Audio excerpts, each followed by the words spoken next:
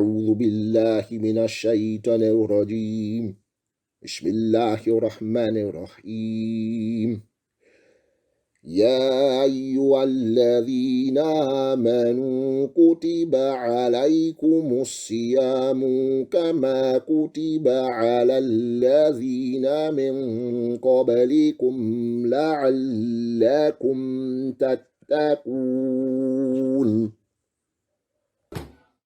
I was born between two religions. My father is Catholic, while my mother is Muslim. But ever since I could remember, my faith and heart was always leaning towards Islam. My father didn't like the fact his own child was a Muslim. He wanted me to be Catholic, like him. So when he could already see at an early age which direction I was going, he sent me to a Catholic school in the 2nd grade. You know what? It was pretty great. I learned about a different religion and made amazing friends that year.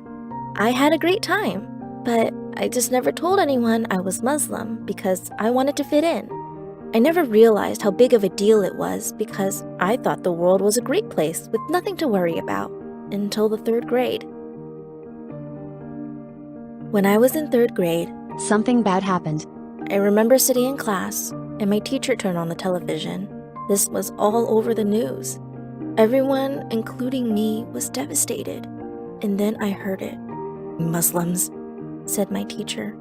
I was so shocked that came out of her mouth. And then I heard some of my classmates saying more terrible things.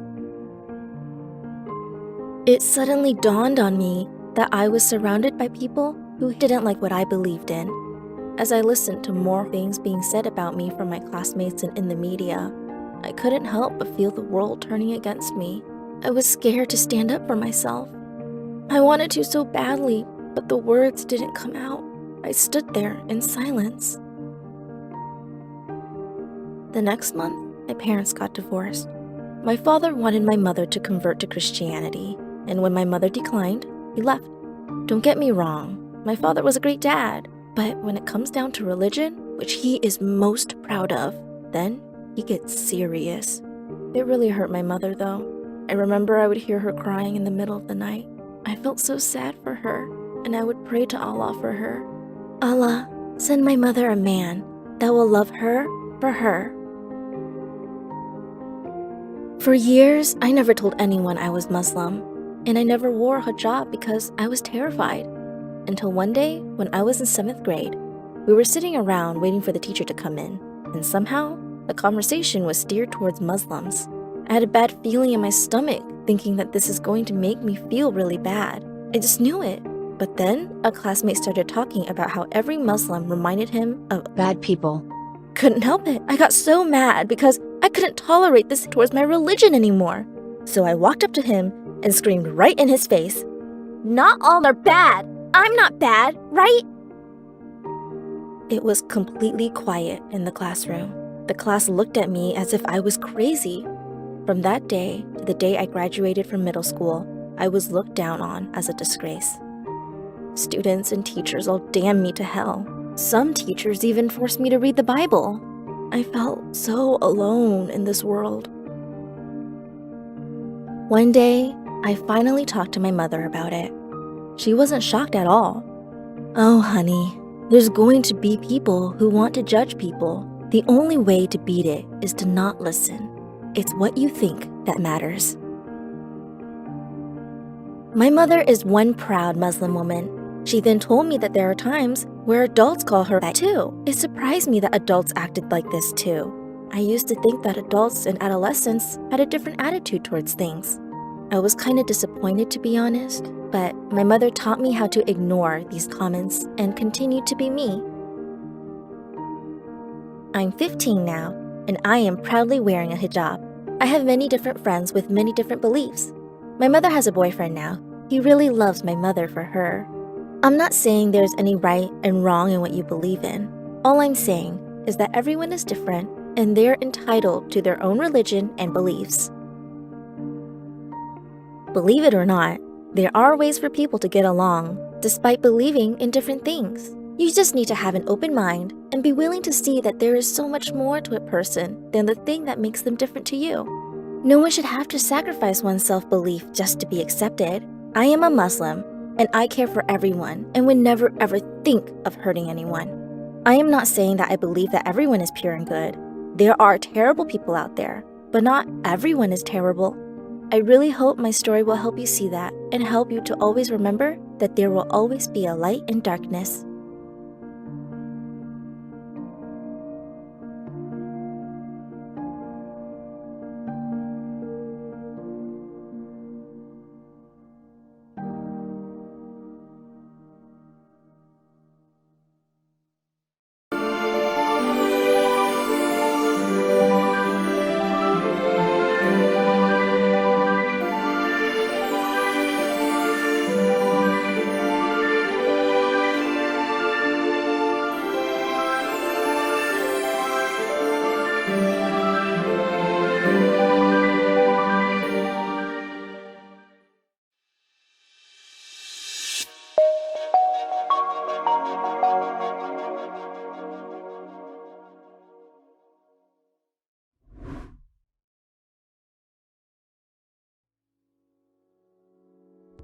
Hijab is like my personality, my identity.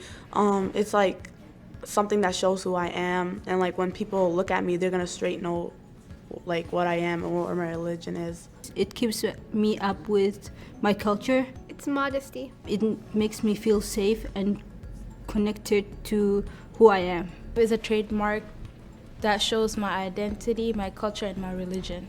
I consider it a part of me because I've been wearing it for as long as I can remember. It's a part of me. It's something that's been with me all my life, something that's helped me. It's like a piece of me. It makes me feel like I'm connected to my community. It makes me feel like I'm a part of something.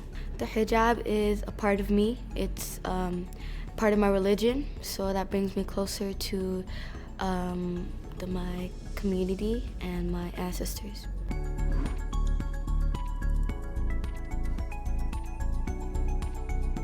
Whenever I go outside wearing a hijab, I feel different from other people. I feel unique, and it's a symbol of my religion. I guess you can be unique in your own way, and like you have like your own culture and like your own little like thing that most people don't have, you know. Makes me feel modest. It's like a definition of who I am. You can be like the first person in your whole entire classroom and be unique.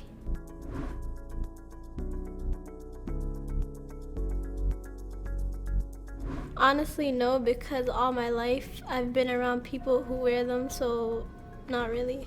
I did. When I came to the United States, people look at me differently because I was wearing hijab. But the good thing about America is that it has freedom of religion, which helps me be who I am instead of me changing what I wear or how I look. Yes, I did. When I was little, I attended an elementary school where they wouldn't allow hijabs to be worn, and when we came to America, because of the freedom of religion, we were allowed to wear our hijabs and dress the way we wanted to. Yeah, so like when I was in 3rd grade, this boy came up to me and he was like, "Are you bald?" And then like he's always he kept asking questions, and like it started to get irritating, like, and like it made me like want to just prove to him I had hair and stuff, but like at the same time I didn't. When I was younger, I used to go to a school where it was mostly Muslims, and then when I went to middle school, it wasn't the same, and I felt kind of like culture shock. Yes. There's this one time where there's these boys, and they came up to me and they started going like why do you wear this? Well, like, are you bald? Or do you need like are you just covering up your crazy hair or something? And I know that my religion, you cannot show your hair, so I just ignored the fact I just ignored them. So yeah. Well, yeah, of course. I mean, there's always like the people that don't understand why you wear it, and the people that don't care, they just like don't like you for wearing it. So there's always that.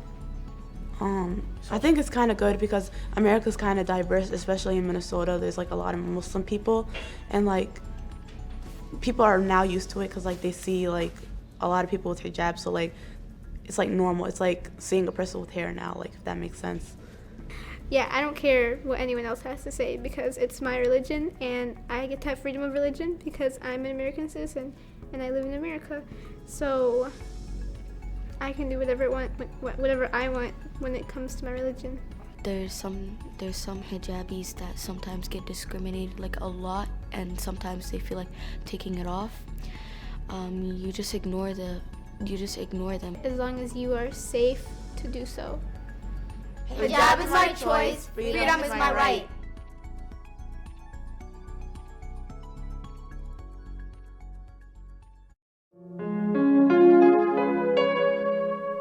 Women not being taken care of in their family unit, that's not Islam. Women do have the right to own property and to earn a living in Islam. Those were rights that were given to women over 1400 years ago, where it was unheard of in the West. Women in Islam were voting back in the 600s. I think we have a lot to learn from a different system. I never felt like my being Muslim could stop me from doing anything I wanted to do, such as playing sports, going outdoors, going shopping. Islam treats men and women equally.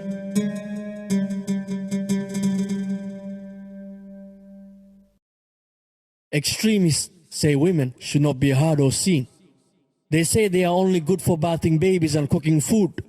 But extremists do not know the truth of women's rights in Islam. Let me tell you about Aisha radiallahu anha. She was the wife of the Prophet sallallahu alaihi wasallam. Aisha radiallahu anha was a Muslim pioneer, a pillar of the faith.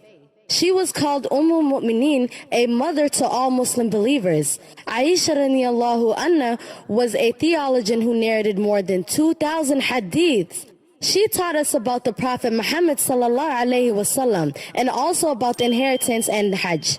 Certainly, Aisha radiallahu anha was a great woman who did so much more than what the extremists would allow her to do. Today, the extremists say educating our sisters, mothers, and daughters is wrong. I tell you, they are the ones who are wrong.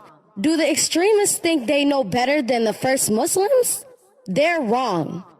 We can learn about science, technology, math, politics, and culture, and we can be great thinkers and leaders while also being good Muslims. We sisters, daughters, and mothers know the truth of what the Quran teaches us about women and Islam. We can follow the example of the Prophet sallallahu alaihi wasallam and Aisha radiallahu anha. Remember, peace up, extremists thinking out. This message is brought to you by AverageMohamed.com. AverageMohamed.com.